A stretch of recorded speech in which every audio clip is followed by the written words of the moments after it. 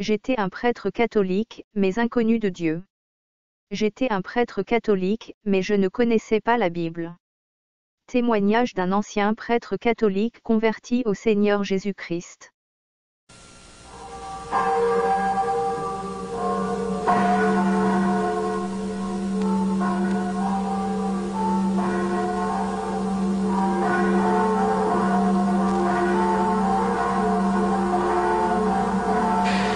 Mon nom est Joseph Tremblay.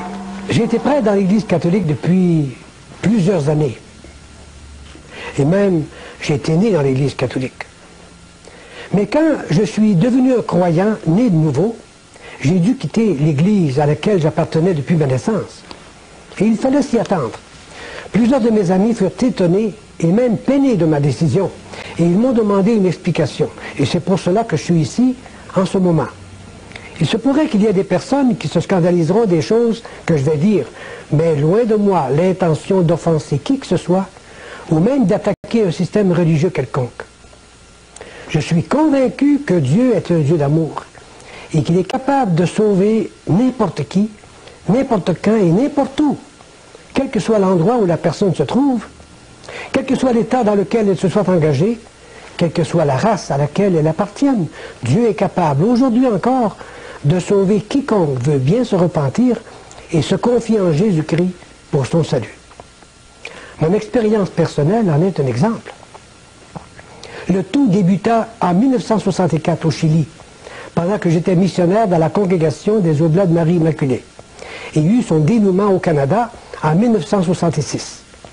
Qu'est-ce qui s'est passé entre ces deux dates? Eh bien, le salut de mon âme. Depuis longtemps, Dieu me cherchait et me poursuivait. Et moi, je voulais bien me donner à lui aussi. Je pensais bien l'avoir déjà fait en étant membre de la religion dans laquelle j'étais né.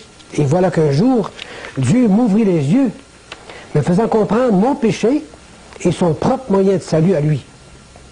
Comment cela s'est-il passé? C'est ce que je voudrais essayer d'expliquer dans les quelques moments qui suivent. Je suis né au Québec, Canada, en 1924. Mes parents m'ont inculqué depuis ma tendre enfance un grand respect pour Dieu, ainsi qu'un intense désir de le servir du mieux que je pourrais. Et je voulais tout lui consacrer, afin de lui plaire le plus possible. Selon ces mots de l'apôtre Paul, « Je vous exhorte, frères, par les compassions de Dieu, à offrir vos corps comme un sacrifice vivant, saint, agréable à Dieu, ce qui sera de votre part un culte raisonnable. » Alors c'est donc pour lui plaire que je lui consacrai ma vie dans l'état religieux et sacerdotal. Après plusieurs années d'études, je fus ordonné prêtre près de Rome, en Italie. Un an plus tard, j'étais envoyé comme missionnaire en Bolivie et au Chili, où je travaillais pendant plus de 13 ans. Oh, j'aimais beaucoup ce genre de travail. Et j'essayais de faire face à mes responsabilités le mieux que je pouvais, jouissant de l'amitié de tous mes compagnons de travail.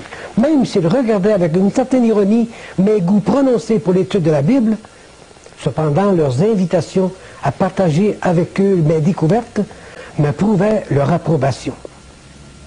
Certains m'appelaient même Joe la Bible, mais je savais que malgré l'ironie cachée derrière cette appellation, ils m'enviaient. Mes paroissiens eux-mêmes appréciaient ce ministère de la parole de Dieu. Ils organisèrent un club de l'étude de la Bible à domicile, ce qui m'obligea à étudier sérieusement la Bible, tant pour préparer mes sermons dominicaux que pour me préparer à ces réunions improvisées. Alors, l'étude de la Bible, qui jusque-là était un hobby pour moi, devint bien vite une obligation professionnelle. Je me rendis compte que les vérités qu'elle contenait étaient beaucoup plus claires que je pensais. Et d'un autre côté, je découvris que beaucoup de dogmes que j'avais étudiés en étaient absents. Ces études de la Bible que j'avais faites, donc, me démontraient que je ne connaissais pas la Bible. Alors, je commençai à parler à mes supérieurs d'aller étudier la Bible, quand ce serait mon tour de prendre des vacances. Entre-temps, les jésuites en Antofagasta m'invitèrent à enseigner la Bible à l'école normale de l'université qu'ils dirigeaient. Je ne sais pas comment ils apprirent mon intérêt pour la Bible. Malgré mon manque de préparation, j'acceptai l'invitation, sachant que cette nouvelle responsabilité allait me forcer à étudier sérieusement la parole de Dieu. Que d'heures, de nuit et de jour furent consacrées à la préparation de mes cours, mes réunions, mes sermons. Et pour m'aider à garder un bon moral pendant ces heures de lecture et d'études, je m'étais habitué à écouter de la musique. On m'avait donné un petit radiotransistor par l'intermédiaire duquel je pouvais écouter les plus beaux concerts sans avoir à tourner les disques. C'est ainsi qu'un jour, je me rendis compte que c'était des beaux cantiques religieux qui me parvenaient. J'entendais le mot Jésus à travers, de temps en temps, pendant que je lisais la Bible et que je lisais des commentaires. L'ambiance était vraiment propice. Mais ces cantiques durèrent peu. Ils furent remplacés par une sorte de lecture de la Bible. Et le dernier verset qui a été lu a attiré mon attention très fortement. Celui qui n'a point connu le péché, Dieu l'a fait devenir péché pour nous, afin que nous devenions en lui justice de Dieu. D'abord, je fus tenté de changer de poste, car cela me dérangeait beaucoup d'entendre parler pendant que j'étudiais. Et en plus, je me disais, qu'est-ce que ce ministre peut bien avoir de bon à m'enseigner? Moi, avec tous mes grades, je peux lui en montrer. Mais après une courte hésitation, j'optai pour écouter ce qu'il avait à dire. Et vraiment, j'ai appris des choses merveilleuses concernant la personne du Seigneur Jésus-Christ. J'étais même rempli de confusion, sachant que je n'aurais sans doute jamais pu en faire autant. Il me semblait que c'était Jésus qui me parlait, qui était là devant moi. Et combien peu je le connaissais, ce Jésus, qui pourtant faisait le sujet de mes pensées, de mes études. Je le sentais bien loin de moi. C'était la première fois que ce sentiment semblable venait à mon esprit concernant Jésus. Il me parut comme un étranger à ma vie. Il me semblait que tout mon être était vide. C'était comme un immense vide autour duquel j'avais monté tout un échafaudage de principes et de dogmes théologiques, bien beaux, bien charpentés, bien illustrés, mais qui ne touchaient pas mon âme, qui n'avaient pas changé mon cœur. Je sentis un vide immense en moi, et en dépit du fait que je continuais à étudier et à me gorger de lecture, de prière et de méditation, ce vide allait grandissant chaque jour davantage. Et je continuais à écouter à ce même poste tous les programmes que je pouvais. Et j'appris que cela venait de Quito, Équateur. C'était HCJB. J'appris aussi que ce poste était exclusivement consacré à prêcher l'Évangile dans le monde entier. Parfois, j'étais vraiment touché par tout ce que j'entendais. Et j'écrivais au poste directement pour les remercier et leur demander des renseignements. Ce qui me frappa le plus dans tout ce que j'entendais, ce fut l'insistance avec laquelle l'on parlait du salut par grâce, que tout le crédit du salut de l'homme était donné non pas à l'homme sauvé, mais au Seigneur Jésus, l'unique sauveur, que l'homme ne pouvait se glorifier de rien, que ses œuvres n'étaient qu'un vêtement souillé, que la vie éternelle ne pouvait être reçue dans un cœur que comme un don gratuit, que ce n'était pas une récompense en échange de mérites acquis, mais un don non mérité, donné par Dieu à quiconque se repent de ses péchés et reçoit dans sa vie Jésus comme son sauveur personnel. Tout cela était du nouveau pour moi. Tout cela était contraire à ce que ma théologie m'avait enseigné, que le ciel et la vie éternelle ne pouvaient se gagner qu'à coup de mérite, de fidélité, de charité et de sacrifice. Ce que j'avais d'ailleurs essayé de faire durant tant d'années. Et comme résultat de mes efforts, je me disais, je ne suis pas plus avancé qu'avant. Si je commets un péché mortel, je m'en vais en enfer, si je meurs dans cet état-là. Ma théologie m'avait enseigné le salut par les œuvres et les sacrifices. Et je découvre dans la Bible un salut gratuit. Ma théologie ne me donne pas l'assurance du salut. La Bible m'offre cette assurance. Je me vois confus. Peut-être devrais-je arrêter d'écouter ces émissions évangéliques. Cette lutte en moi était en train de prendre d'alarmantes proportions. Je souffrais dans tout mon corps et dans mon cœur aussi. Des maux de tête, insomnie, crainte de l'enfer. Je n'avais plus envie de dire la messe, ni d'entendre des confessions. Mon âme avait davantage besoin de pardon et de consolation que toutes les autres âmes au contact desquelles je venais. Et j'évitais tout le monde. Mais Dieu continuait à me parler dans la solitude de mon cœur angoissé. Tant de questions surgissaient à mon esprit. Tant d'inquiétudes bouillonnaient dans mon cœur. Et la parole de Dieu vint à mon secours, répandant un baume rafraîchissant sur les chaleurs que je ressentais. Il est écrit, car Dieu a tant aimé le monde qu'il a donné sa vie, son Fils unique, afin que quiconque croit en lui ne périsse point, mais qu'il ait la vie éternelle. Et la parole de Dieu dit, car tous ont péché, ils sont privés de la gloire de Dieu, et ils sont gratuitement justifiés par sa grâce, par le moyen de la rédemption qui est en Jésus-Christ. Encore un autre verset que j'ai lu, car le salaire du péché, c'est la mort, mais le don gratuit de Dieu, c'est la vie éternelle en Jésus-Christ, notre Seigneur. Et beaucoup d'autres textes qui me viennent à l'esprit, textes que je connaissais maintenant pour les avoir souvent écoutés sur les ondes de HCJB. Bien, il me vient à l'esprit de tout raconter à mes supérieurs. Celui qui était dans mon couvent, à ce moment-là, était un homme très sage et un vrai papa pour chacun. Il avait déjà remarqué mon attitude. J'avais changé. Quelque chose n'allait pas en moi. Je lui dis pourquoi. Il me laissa parler. Avant de terminer ma confession, je lui dis « J'aimerais pouvoir non seulement lire la Bible et étudier la Bible, mais aussi essayer d'y adapter ma vie et de vivre selon ce qui est écrit, sans d'autres impositions des hommes. » La réponse fut très vague. Il ne voulait pas m'offenser.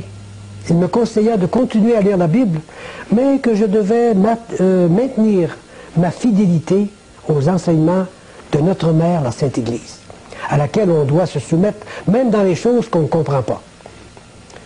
J'écoutais mon supérieur avec tout le respect que je lui devais. Lui-même n'était pas sûr de son salut. Mais dans mon cœur, j'avais perdu la foi dans mon Église, parce qu'elle n'enseignait pas l'assurance du salut. Une fissure s'était faite dans mon cœur qui allait s'agrandir et tout casser, plus vite que je ne croyais. Alors la lumière se fit dans mon cœur au moment où je n'entendais pas du tout. C'était mon tour de prêcher dans la paroisse. Alors, le samedi antérieur, j'avais, comme d'habitude, écouté le programme de Billy Graham à la radio HCJB, l'heure de la décision. C'était le programme qui m'avait beaucoup aidé à préparer mes sermons les dimanches antérieurs. Cette fois-ci, j'avais choisi comme thème de ma prédication l'hypocrisie religieuse, en me prévalant du passage de l'Évangile selon Matthieu, au chapitre 7e, qui dit ceci. Ceux qui me disent « Seigneur, Seigneur » n'entreront pas tous dans le royaume des dieux. Mais celui-là seul qui fait la volonté de mon Père qui est dans les cieux. Plusieurs me diront en ce jour-là, « Seigneur, Seigneur, n'avons-nous pas prophétisé en ton nom? N'avons-nous pas chassé des démons en ton nom? N'avons-nous pas fait beaucoup de miracles par ton nom? » Alors je leur dirai ouvertement, « Je ne vous ai jamais connu, retirez-vous de moi, vous qui commettez l'iniquité. » Je connaissais mes paroissiens. Je voulais attirer leur attention sur la vaine gloire que manifestaient certaines personnes devant tout ce qu'elles faisaient de bon, oubliant que bien souvent ces bonnes œuvres ne font que camoufler un cœur pourri. Et à mesure que je parlais, je sentais que la parole de Dieu me revenait à moi comme une balle de ping-pong qui vous revole dans la figure. Il est curieux de voir comment l'esprit humain, même en quelques secondes, peut établir toute une charpente de pensées qui nécessiterait peut-être des heures pour les mettre en mots. C'est ainsi que pendant que je faisais mon sermon, quelqu'un me parlait dans mon cœur. Il me faisait un sermon exactement adapté à mes besoins personnels. Je pensais, parce que j'étais un religieux et un prêtre, j'étais meilleur que tous ceux qui m'entouraient. Et pourtant, moi aussi, cette parole résonnerait un jour à mes oreilles. Je ne t'ai jamais connu. Retire-toi de moi. Et j'entendais mes propres arguments devant cette menace et cette condamnation. Comment est-ce possible, mon Dieu, que tu ne me connaîtras pas? Ne suis-je pas religieux?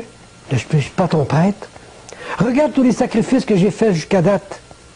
études pendant des années, séparation de mes parents, de mon pays, vœux de pauvreté, de chasteté, d'obéissance, te consacrant toutes mes richesses, tout mon corps et même ma volonté afin de mieux te servir. Et tu vas me dire que tu ne m'as jamais connu? Considère de plus toutes les souffrances que j'ai endurées durant ma vie de missionnaire. Je n'ai pas toujours mangé à ma faim. J'ai pleuré avec ceux qui pleuraient. J'ai baptisé des centaines de bébés, entendu des milliers de confessions, consolé beaucoup d'âmes éplorées, découragées. J'ai souffert le faim, la soif, le froid, la solitude, le mépris, l'ingratitude et beaucoup de menaces. Je suis même prêt à donner ma vie pour toi. Malgré tous ces arguments que j'apportais devant Dieu, cette même condamnation continuait à tinter à mes oreilles. Je ne t'ai jamais connu.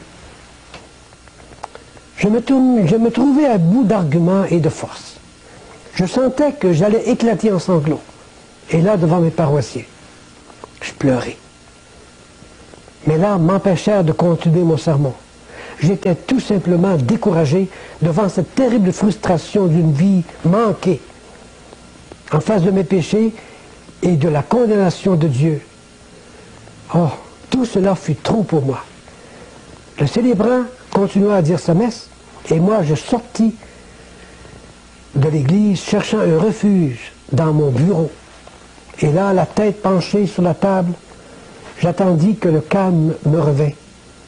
Où me réfugier maintenant? Peut-être ma théologie me sauverait-elle si je reviens à elle et en suis fidèlement tous les dogmes et tous les préceptes. Mais cette même théologie à laquelle je voulais m'accrocher de nouveau commençait déjà à souffrir la débandade, les changements, la destruction. Je me tournai vers mes amis. Ils étaient dans la même situation que moi, incertains. Me confier à moi-même, dont je n'y comptais pas. À me voir, je n'étais plus qu'une loque vivante. Je n'en pouvais plus, étant totalement épuisé, déprimé et découragé. Et c'est à ce moment-là que Dieu espérait pour me présenter sa grâce. Quand l'homme est rendu au bout de lui-même, ça donne à Dieu l'occasion de se manifester à lui. Et voici un verset qui m'a beaucoup aidé. Car c'est par grâce que vous êtes sauvés, par le moyen de la foi. Et cela ne vient pas de vous. C'est le don de Dieu. Ce n'est pas par les œuvres, afin que personne ne se glorifie. Et c'est par cette promesse et cette première parole que Dieu se présenta à moi dans son salut. C'est par elle que j'ai compris mon erreur et le pourquoi du rejet de Dieu. Avec raison, il ne me connaissait pas. Je voulais me sauver par mes œuvres, et Dieu, lui, voulait me sauver par sa grâce. Quelqu'un d'autre s'était déjà occupé de mes péchés et du châtiment qui y était attaché. Le Seigneur Jésus-Christ. Il est mort sur la croix pour cela. C'est pour le péché de quelqu'un d'autre qu'il est mort, pas pour lui, parce que lui, il n'a jamais péché.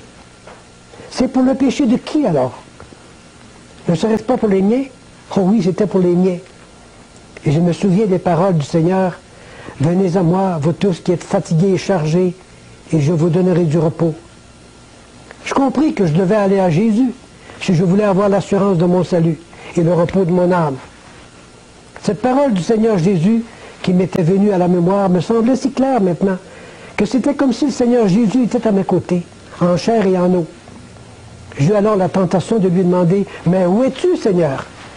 Avant même que ce cri d'impatience s'élève de mes lèvres, une autre parole du Seigneur me revint à l'esprit. « Voici, je me tiens à la porte et je frappe.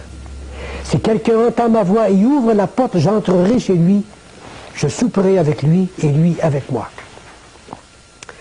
Alors, je lui ouvris la porte de mon cœur. Maintenant, je savais où était le Seigneur Jésus. Il était bien moins loin que je ne le croyais. Et je m'empressai de l'inviter à entrer dans mon cœur, dans ma vie. Et cela sans prendre le temps d'aller demander des permissions à un autre homme. Je lui dis, « Seigneur, entre dans mon cœur. Sois-en le chef. Prends-en le contrôle de ma vie, ô Sauveur bien-aimé. » À partir de ce moment-là, je savais que j'étais libéré de ce châtiment qui m'avait menacé durant si longtemps. J'étais sauvé, pardonné. J'avais la vie éternelle. Et j'en avais l'assurance, parce que Dieu dit dans sa parole.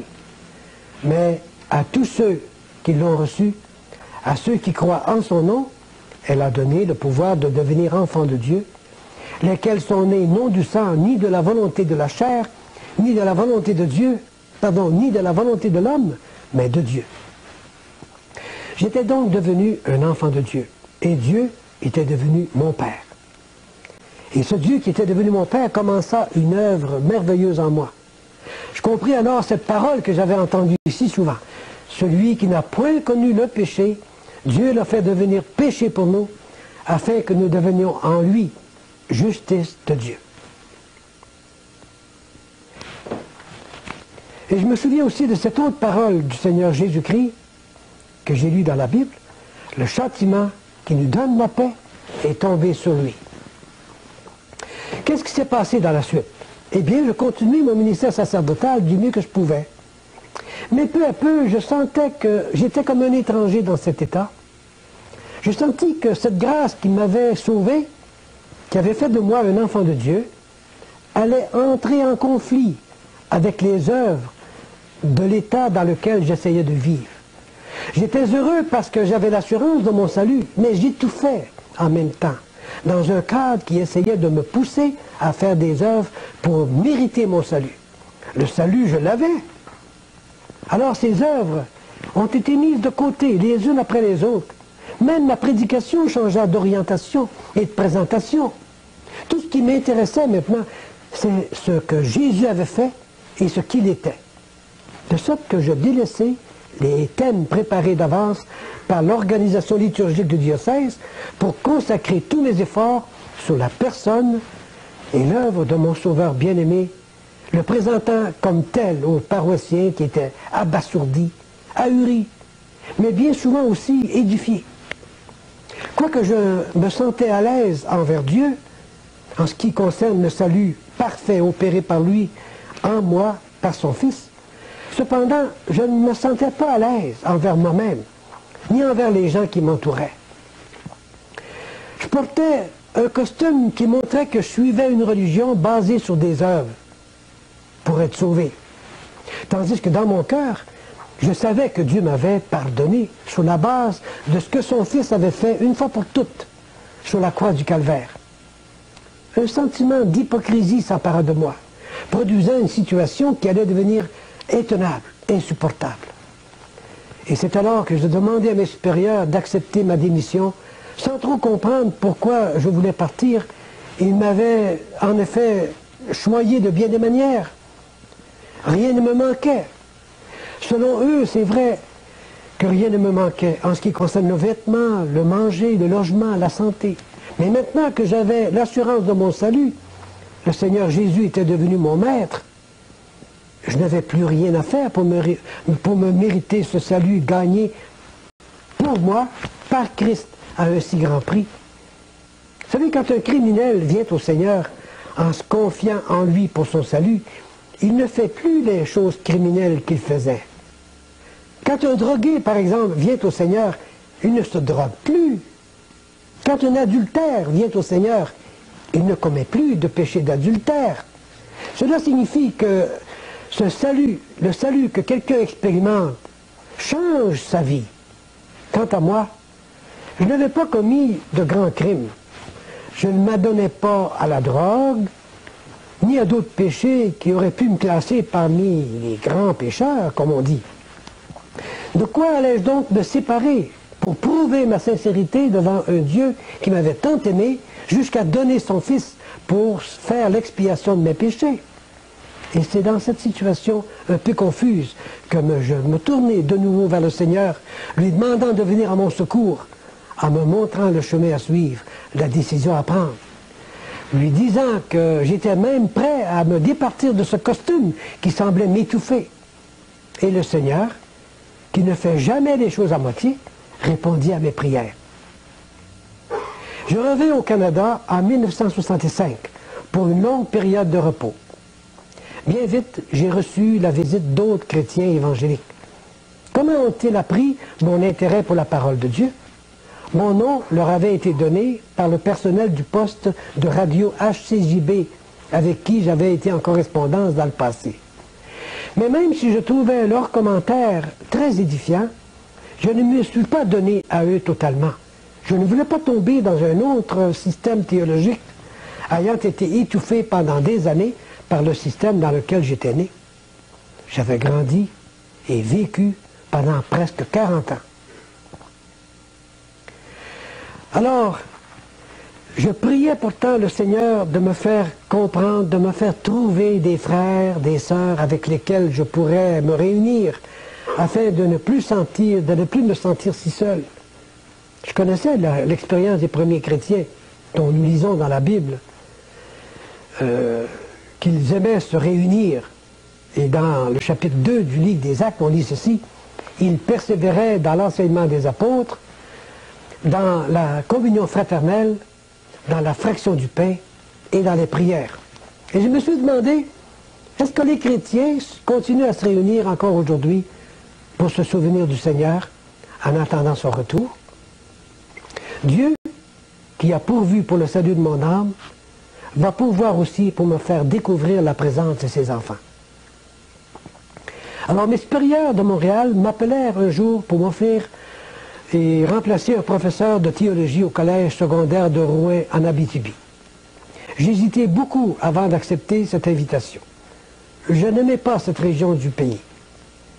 Mais après un moment d'hésitation, j'acceptai, puisque ce n'était que pour quelques mois.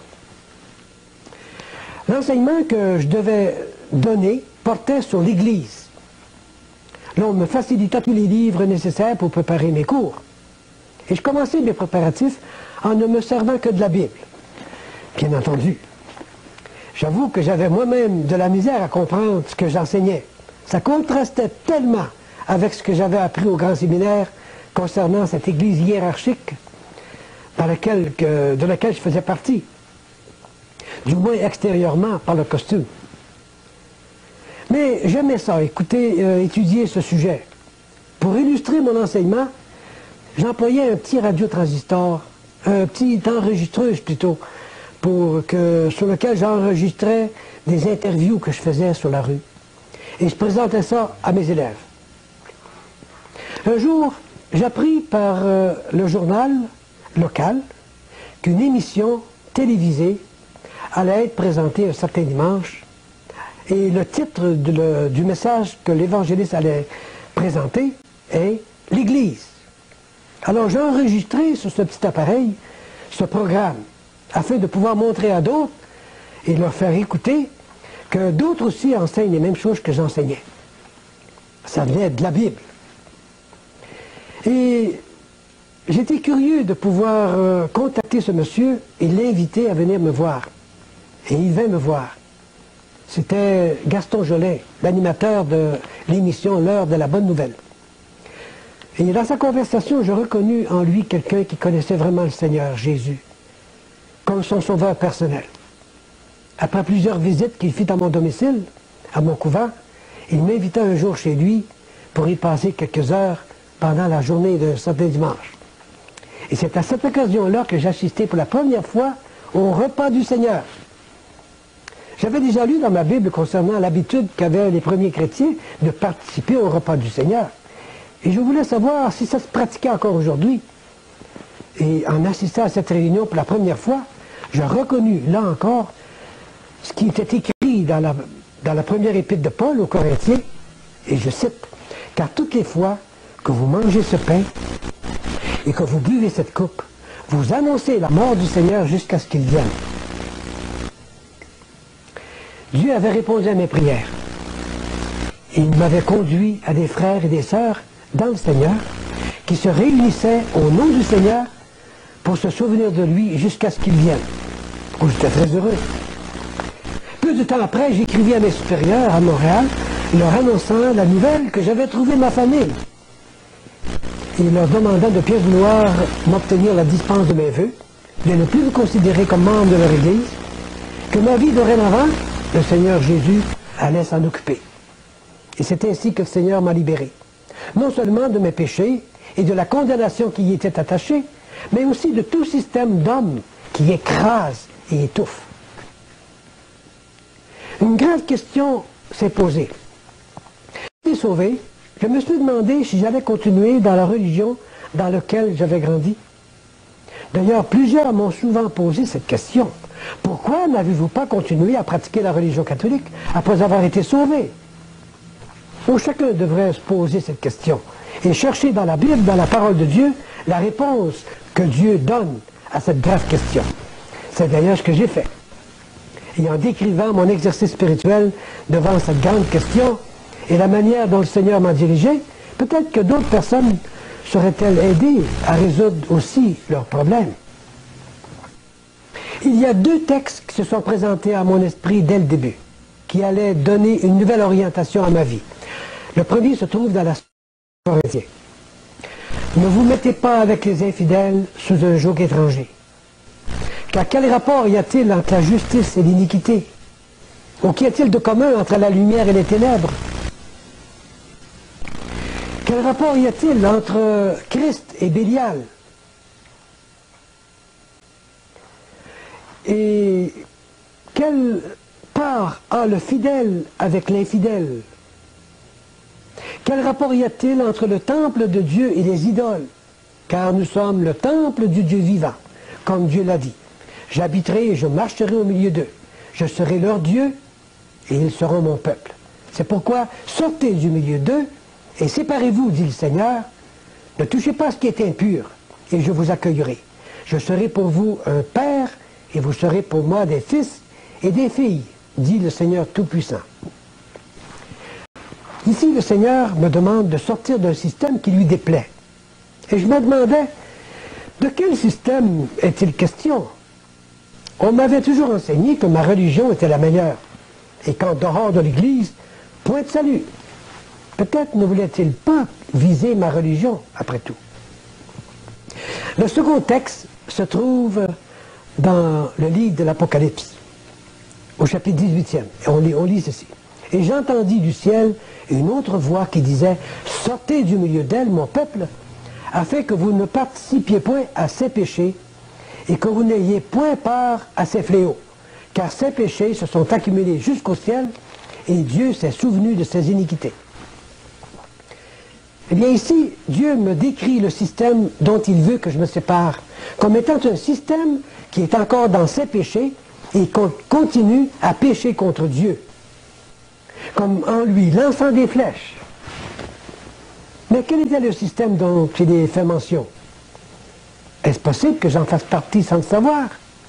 Et c'est alors que j'ai passé en revue toute ma vie, vérifiant par les Écritures tout ce que je faisais et tout ce que j'étais. Tout comme on le lit dans le livre des Actes concernant les chrétiens de Bérée, qui dit ceci: ces Juifs avaient des sentiments plus nobles que ceux des Thessaloniques.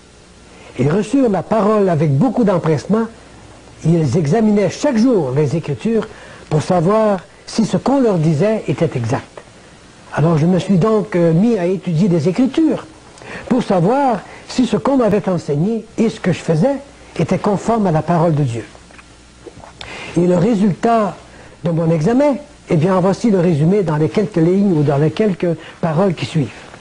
D'abord, ce fut la question de l'assurance de mon salut, naturellement. Mon Église m'avait enseigné que personne ne pouvait être sûr d'aller au ciel avant de mourir. Et même elle menaçait d'excommunication quiconque oserait penser le contraire. Mais nous lisons dans la parole de Dieu: je vous ai écrit ces choses afin que vous sachiez que vous avez la vie éternelle, vous qui croyez au nom du Fils de Dieu. Dieu donc dit à quiconque croit en son Fils pour son salut: oui, sache que tu as la vie éternelle. Alors c'est ce que j'ai fait. Je me suis repenti et j'ai mis ma foi pour mon salut dans la personne et l'œuvre du Seigneur Jésus-Christ. Donc je sais que je suis sauvé. Les hommes avec leur théologie disent: non, tu ne peux pas être sûr. Personne ne peut être sûr. Qui a raison? C'est Dieu, naturellement. C'est juste pour que nous ayons l'assurance d'être sauvés que Dieu a dit ces choses dans la parole. Un autre point qui m'a paru être en désaccord avec la parole de Dieu, c'est la question du pardon des péchés. C'est un grand problème. que l'homme veut résoudre. Eh bien, ce grand problème, c'est celui de savoir comment ces péchés peuvent être pardonnés et que seul le Seigneur Jésus peut les pardonner. En ce qui me concerne, j'avais fait tout ce qui était à mon pouvoir pour obtenir cette sécurité et cette paix, en me soumettant à tout ce que mon Église m'avait enseigné. Chaque semaine, après avoir fait mon examen de conscience, je me confessais à un autre prêtre, et après avoir reçu l'absolution, j'accomplissais la pénitence qui m'avait été imposée, en y ajoutant souvent d'autres prières de mon cru, souvent en élevant mes bras en forme de croix. Et malgré tout cela, j'étais toujours dans un état de tourment intérieur, essayant de découvrir quelle sorte de péché j'aurais pu avoir caché dans le fond de mon cœur et que j'aurais oublié de confesser. Quel tourment! Je n'ai jamais été sûr que mes péchés étaient vraiment pardonnés. Mais quand j'eus rencontré Christ, j'ai trouvé la paix, la vraie, celle dont parle la Bible. Et je cite, « Étant donc justifiés par la foi, nous avons la paix avec Dieu par notre Seigneur Jésus-Christ. » Il y a un autre verset qu'on lit, « Tous les prophètes rendent de lui le témoignage que quiconque croit en lui reçoit par son nom le pardon des péchés. » Ces paroles sont de Dieu même, parlant par la bouche ou la plume de Pierre ou de Paul, c'est ce grand apôtre Pierre en particulier, à qui le Seigneur Jésus avait dit, « Ceux à qui vous pardonnerez le péché, ils leur seront pardonnés.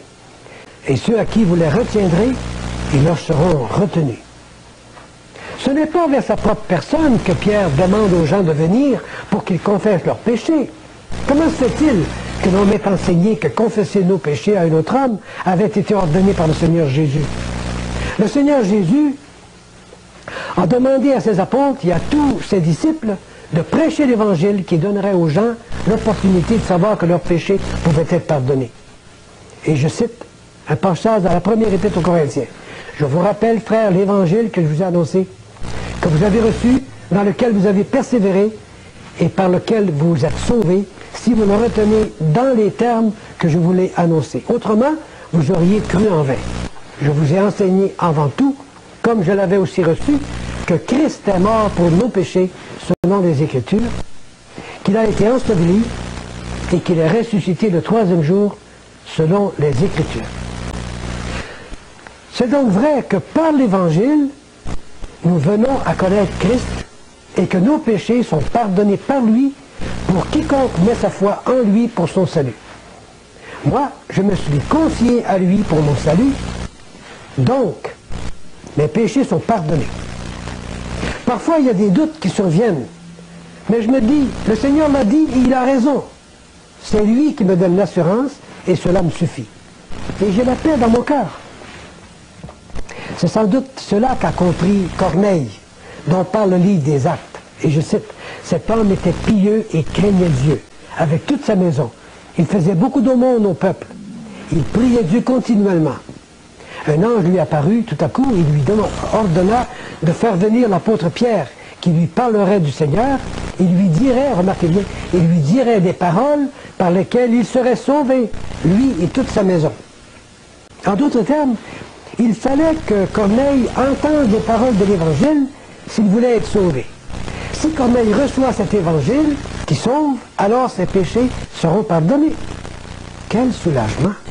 Savoir que le pardon des péchés s'obtient non par une série interminable de prières, de sacrifices, de pratiques religieuses, mais plutôt en mettant sa foi dans la personne et l'œuvre du Seigneur Jésus.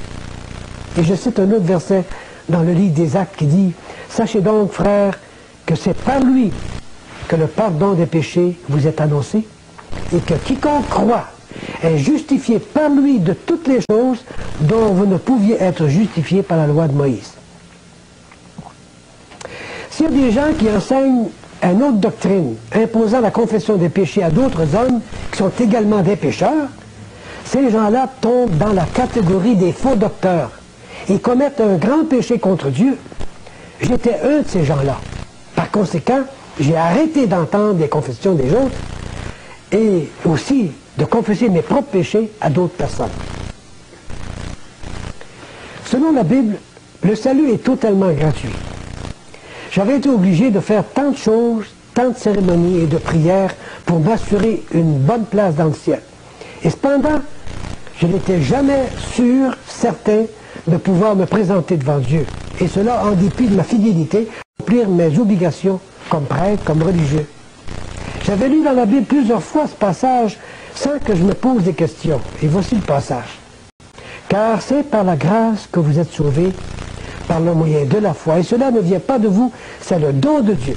Ce n'est point par les œuvres afin que personne ne se glorifie. Mais c'est comme si mon intelligence aurait été enténébrée. Une fois que j'ai été sauvé, et alors que je continuais à faire mon travail de prêtre, une voix intérieure me demandait « Pourquoi récites-tu ce rosaire? Ne sais-tu pas que le salut est une grâce de Dieu, un don, un cadeau de Dieu? » Alors, en obéissance à la parole de Dieu, j'ai arrêté de faire les choses que j'avais l'habitude de faire dans le but de me gagner mon salut et une meilleure place dans le ciel. Quand je les faisais, c'était comme si je méprisais le Seigneur Jésus. C'était comme s'il n'avait pas fait assez pour moi, ou bien comme s'il ne l'aurait pas fait avec assez de perfection. Pourtant, ne s'était-il pas écrié du haut de la croix, tout est accompli. C'est pourquoi, comme l'a exprimé l'apôtre Paul, oubliant ce qui est en arrière et me portant vers ce qui est en avant, c'est alors que je commençais à apprécier vraiment la personne du Seigneur Jésus. Appréciation qui est allée sans cesse en grandissant depuis lors, à mesure que je délaissais ces pratiques du passé. En me rappelant ce verset, le don gratuit de Dieu, c'est la vie éternelle par Jésus-Christ notre Seigneur. Sur la base de la gratuité du salut, je compris en même temps que les œuvres méritoires, les indulgences, les prières répétées, les neuvaines, les pèlerinages, les œuvres de charité, et j'en passe, tout cela devait être abandonné, mis de côté, puisqu'elles ne pouvaient pas non plus me gagner le salut de Dieu, ni son ciel. Dieu avait dit, nous sommes tous comme des impurs, et toute notre justice est comme un vêtement souillé. Je compris en même temps que, si bien le salut de Dieu ne peut pas s'acheter, cependant il y a des œuvres qui suivent le salut, qui sont des résultantes du salut. Comme on dit dans la parole, dans Éphésiens chapitre 2, car nous sommes son ouvrage, ayant été créés en Jésus-Christ pour de bonnes œuvres que Dieu a préparées d'avance afin que nous les pratiquions. Nous ne sommes donc pas sauvés par des bonnes œuvres, mais une fois que nous sommes sauvés, nous devons faire les œuvres que Dieu veut qu'on fasse. Une des cérémonies que j'avais l'habitude de faire, et pour laquelle d'ailleurs j'avais été ordonné prêtre, c'était la Sainte Messe. On m'avait enseigné que la messe, et j'en donne une définition, c'est le renouvellement du sacrifice du calvaire fait d'une manière non sanglante pour le pardon des péchés des vivants et des morts. J'avais voulu justement devenir prêtre dans l'église de Rome pour pouvoir célébrer la Sainte Messe et ainsi avoir mes péchés pardonnés et pardonner les péchés des autres. Mais en lisant la Bible, je me rendis compte très vite que cette définition donnée à la messe était en contradiction avec la parole de Dieu dans toutes ses parties. En lisant l'Épître aux Hébreux et en méditant sur le caractère non transmissible du sacerdoce de Christ, je fus frappé par l'emploi fréquent de l'expression « une fois pour toutes ». Voici, il est écrit par exemple, « Il nous convenait en effet d'avoir un souverain sacrificateur comme lui, saint, innocent, sans tache, séparé des pécheurs, et plus élevé que les cieux, qui n'a pas besoin, comme les souverains sacrificateurs, d'offrir chaque jour des sacrifices, d'abord pour ses propres péchés, ensuite pour ceux du peuple, car ceci il a fait une fois pour toutes, en s'offrant lui-même. » Dans ce passage, le Seigneur Jésus fait une comparaison entre lui-même et les prêtres de l'Ancien Testament, en disant ceci, « Mais Christ est venu comme souverain sacrificateur des biens à venir. Il a traversé le tabernacle plus grand et plus parfait qui n'est pas construit de main d'homme, c'est-à-dire qui n'est pas de cette création. Et il est entré une fois pour toutes dans le lieu très saint. » Un peu plus loin, nous disons, ce n'est pas pour s'offrir lui-même plusieurs fois, mais maintenant, à la fin des siècles, il a paru une seule fois pour effacer le péché par son sacrifice. Il s'est offert une seule fois pour porter les péchés de beaucoup d'hommes. Et enfin, dans le chapitre 10 de l'Épître aux Hébreux, il est marqué « nous sommes sanctifiés par l'offrande du corps de Jésus-Christ une fois pour toutes. Et lui, après avoir offert un seul sacrifice pour les péchés, s'est assis pour toujours à la droite de Dieu. Tout ceci signifie que le sacrifice du Seigneur Jésus-Christ ne peut pas être renouvelé ni répété, parce que lui, il l'a fait à la perfection et que nos péchés furent effacés complètement. Mais l'homme insiste. Nous devons renouveler le sacrifice du calvaire. Dieu dit non. Mon fils l'a fait une fois pour toutes. Qui a raison? Bien Dieu, naturellement. Et l'homme commet un grave péché contre Dieu en voulant renouveler ou répéter ce qui a été fait par Dieu parfaitement et une fois pour toutes. Je sais par expérience que ce renouvellement apporte beaucoup d'argent dans les mains de ceux qui célèbrent la messe. Mais le Seigneur Jésus n'a-t-il pas dit « Faites ceci en mémoire de moi » Cela est vrai. Et c'est justement cela qu'ont commencé à faire les premiers chrétiens, aussitôt qu'ils eurent pu se réunir. Comme c'est marqué dans le livre des Actes, le premier jour de la semaine, nous étions réunis pour rompre le pain. Voilà, c'était le repas du Seigneur qu'ils faisaient, pour se souvenir du Seigneur Jésus. Comme c'est écrit dans la première épître de Paul aux Corinthiens, car toutes les fois que vous mangez ce pain et que vous buvez cette coupe, vous annoncez la mort du Seigneur jusqu'à ce qu'il vienne. Et aujourd'hui encore, les sauvés qui ont témoigné de leur foi en Jésus-Christ dans les eaux du baptême se réunissent à chaque dimanche pour se souvenir de leur Sauveur en participant au repas du Seigneur. Et c'est justement durant un de ces repas du Seigneur auquel j'avais été invité un jour que j'ai reconnu qui étaient les véritables sauvés. Et avec quelle joie ils aimaient se réunir pour manifester leur gratitude envers leur Sauveur en l'adorant et en le remerciant. Ce repas du Seigneur était célébré non pas pour que les péchés soient pardonnés, mais justement parce que leurs péchés avaient été pardonnés déjà, à cause du Seigneur Jésus-Christ qui a livré son corps sur la croix du calvaire et qui a versé son sang en expiation pour les péchés. La question du pardon des péchés est réglée pour les sauvés. Quelle différence avec la messe du système auquel j'avais appartenu? La messe était célébrée pour obtenir le pardon des péchés. Mais la Bible dit, sans effusion de sang, il n'y a pas de pardon.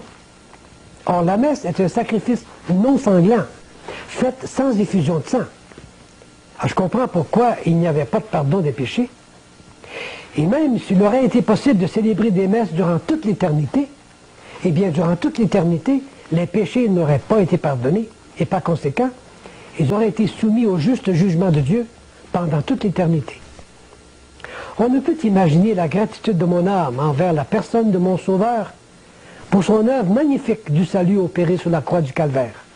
Une fois pour toutes, une œuvre si parfaite qui a permis au Père Céleste de ne jamais plus se souvenir de mes péchés. Malgré la grande satisfaction que je ressentais concernant le pardon de mes péchés et l'appréciation que j'entretenais envers la personne du Seigneur Jésus, cependant je me sentais comme un intrus face à lui. Me sachant sauvé par grâce, j'ai continué durant un bout de temps à exercer mon mystère sacerdotal, portant sur mon corps, devant les gens, le costume du prêtre et le titre du prêtre. Pendant ce temps-là, une des paroles de la Bible me harcelait profondément. Mais lui, parce qu'il demeure éternellement, possède un sacerdoce qui n'est pas transmissible. Dieu était en train de me dire, il n'y a qu'un seul prêtre, c'est mon fils. Et son sacerdoce ne peut pas être transféré ni transmis à personne d'autre. Mais encore là, l'homme avec sa théologie rétorque, il nous faut des prêtres, puis on va s'en faire. Qui a raison?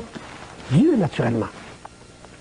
Quand j'eus renoncé au sacerdoce humain, j'ai commencé à comprendre le plan que Dieu avait à l'égard de tous les croyants. Il a voulu les faire un avec Christ et en Christ, intégrés à l'état sacerdotal de son Fils dans le ciel. Comme on lit dans la parole de Dieu, première épître de Pierre. Et vous-même, comme des pierres vivantes, édifiez-vous pour former une maison spirituelle, un saint sacerdoce, afin d'offrir des victimes spirituelles agréables à Dieu par Jésus-Christ.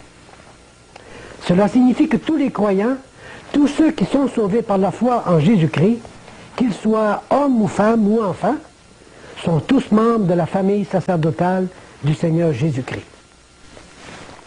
On m'a fait l'objection suivante. Comment est-ce possible que tant de prêtres, d'évêques, que de papes, qui ont exercé une si grande influence sur la société, qu'ils se soient tous trompés? Incompréhensible en effet. Toutes ces personnes ont accompli des choses merveilleuses pour le bien-être des gens, partout dans le monde. Mais en ce qui me concerne, j'étais convaincu que tout en étant moi-même un prêtre dans cette religion, selon la Bible, je n'étais pas même un enfant de Dieu. Que si je suis parvenu à me faire ordonner prêtre, ce sacerdoce me fut communiqué par une pure ordination humaine. Il ne venait pas de Dieu. L'on m'avait ordonné prêtre parce que, antérieurement, j'avais été confirmé, ou j'avais été baptisé, j'avais reçu d'autres sacrements. Et si je n'avais pas été baptisé avant, on ne m'aurait jamais ordonné prêtre. Le baptême dont on m'a baptisé, comme étant petit bébé, a été, selon cette religion, mon entrée dans le christianisme. J'ai appris plus tard que, par ce baptême, j'étais devenu un enfant de Dieu. Mais je sais maintenant qu'on ne devient pas un enfant de Dieu, ni par une cérémonie religieuse quelconque, ni par aucune œuvre qu'on pourrait faire. C'est plutôt par la foi en Jésus-Christ qu'on devient un enfant de Dieu. Alors si mon baptême ne faisait pas de moi un enfant de Dieu, à quoi m'auraient servi les autres sacrements que j'avais reçus après ou que j'aurais pu recevoir plus tard? Même si on m'avait consacré évêque, cela n'aurait pas servi à grand-chose. Et que se serait-il passé si on m'avait couronné pape? C'est le Seigneur Jésus-Christ qui a demandé à tous ceux qui croiraient en lui qu'ils témoignent de leur foi publiquement, et ce témoignage exigé par le Seigneur se fait par le baptême par immersion. Ce baptême démontre devant tout le monde, d'une manière visible, ce qui s'est passé d'une manière invisible dans l'âme de chacun quand Dieu a sauvé cette personne-là. C'est une cérémonie qui décrit notre identification avec le Seigneur dans sa mort, dans son ensevelissement et dans sa résurrection. Le baptême ne sauve personne. Il ne fait que démontrer d'une manière illustrative ce qui s'est passé quand on a été sauvé. Mais l'homme dit, il faut se faire baptiser pour recevoir la vie de Dieu. Dieu dit non. Le salut est un don gratuit, donné à quiconque se repent et croit en mon Fils. Qui a raison? Dieu, naturellement. On m'a accusé d'avoir perdu la foi dans le pape. Je m'y attendais. La parole de Dieu vint en mon secours. On m'avait enseigné que le pape est le chef visible de l'Église et que Christ en est le chef invisible. Et pour me le prouver, on m'a cité les paroles que le Seigneur Jésus a dites un jour à l'apôtre Pierre. Et moi, je te dis que tu es Pierre, et que sur ce roc, je bâtirai mon Église, et que les portes du séjour des morts ne prévaudront point contre elle. Ce passage est dans l'Évangile de Matthieu. Mais je sais que le mot roc ici ne correspond pas à Pierre. C'est bien le Seigneur Jésus-Christ lui-même qui est le roc. C'est lui qui est le rocher, le roc, la pierre angulaire de l'édifice qu'il allait construire. C'est d'ailleurs symbolisé dans l'Ancien Testament par ce rocher d'où a coulé l'eau qui a rassasié le peuple hébreu dans le désert. Vous vous souvenez? C'est marqué dans la première épître de Paul aux Corinthiens, ceci, ils ont tous bu le même breuvage spirituel, car ils buvaient à un rocher spirituel qui les suivait, et ce rocher était Christ. Ce fut donc très clair pour moi. C'est pourquoi, quand j'eus quitté l'Église, dont je faisais partie, j'ai eu la liberté de donner à mes amis la réponse suivante. Oui, c'est vrai, j'ai perdu la foi dans le pape.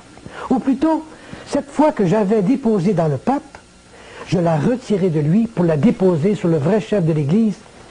La vraie tête, l'unique tête, c'est le Seigneur Jésus-Christ.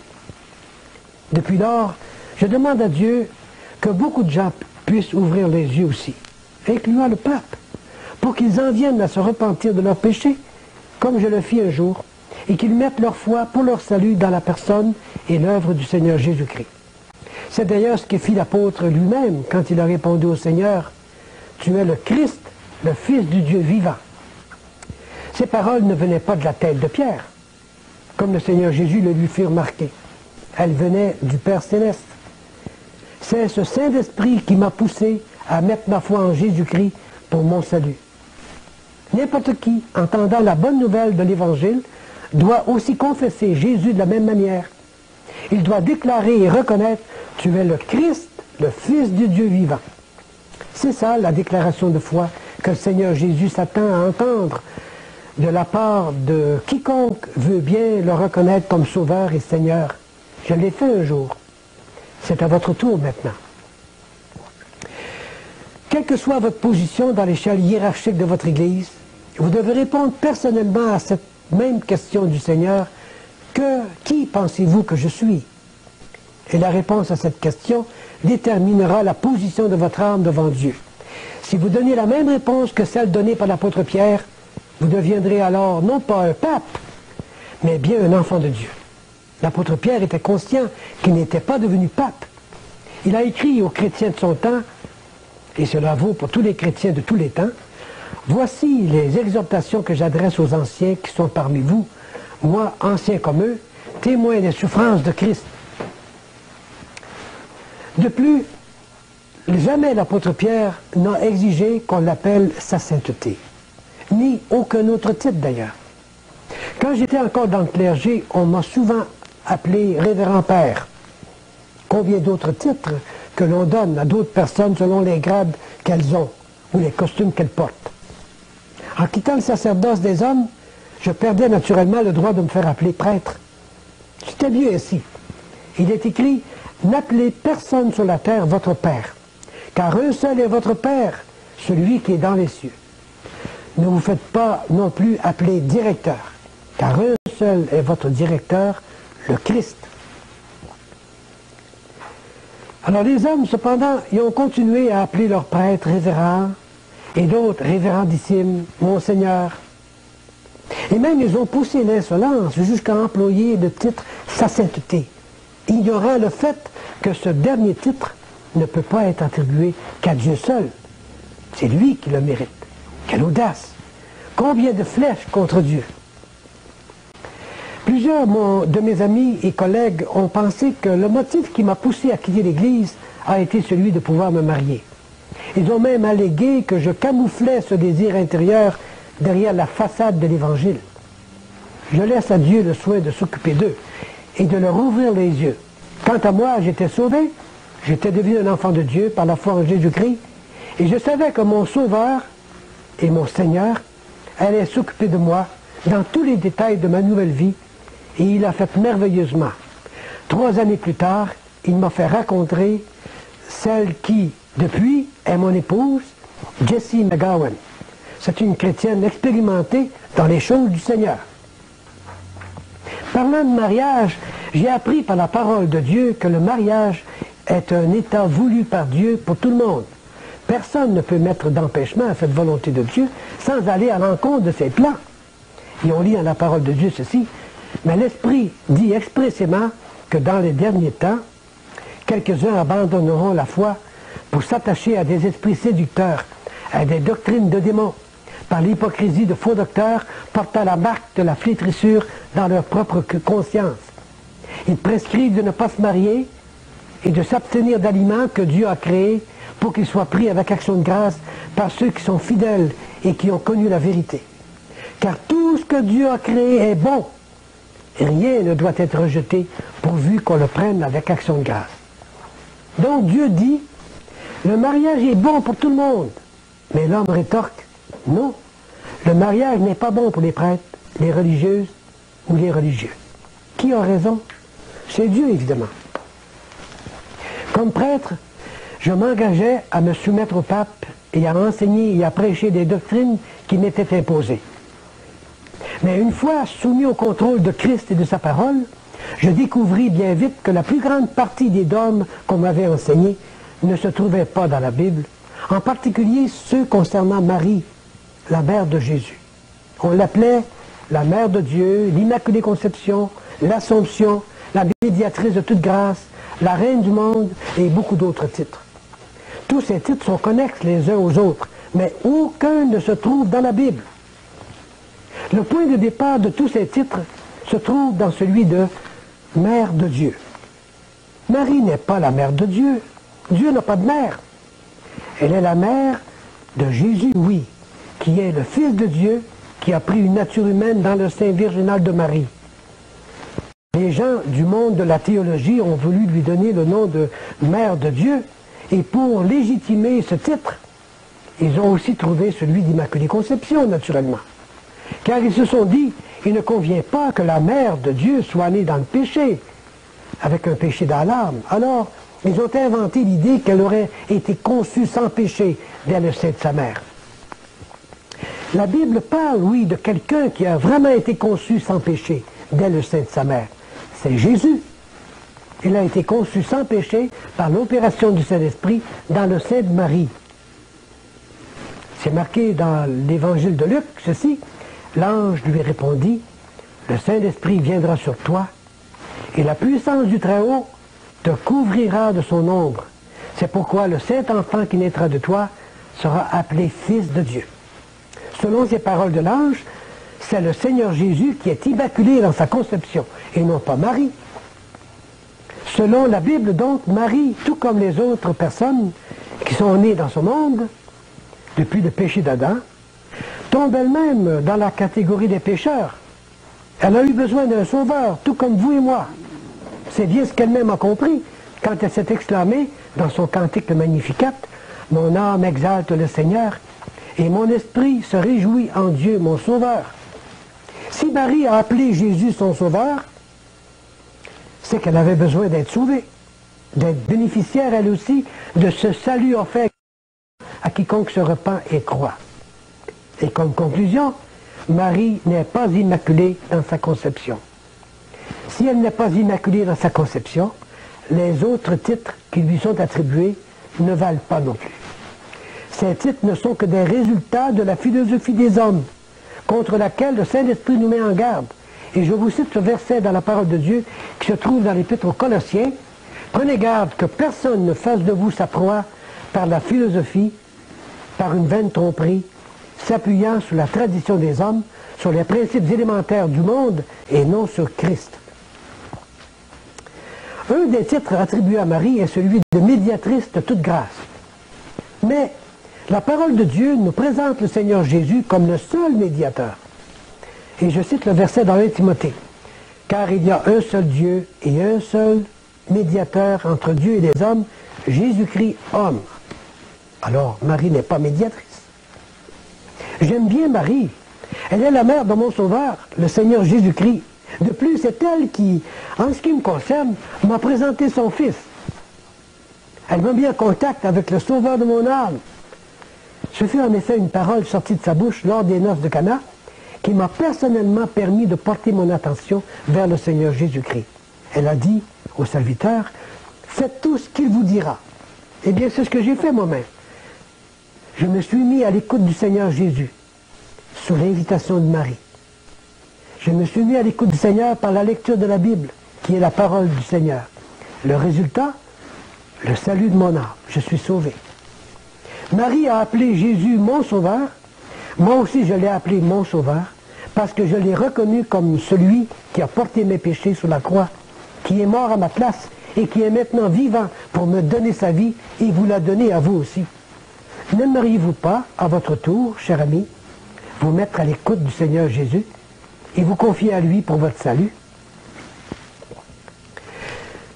Durant ces dernières années que j'ai vécues dans l'Église, j'ai vu beaucoup de changements s'opérer. Des enseignements différents, des pratiques nouvelles.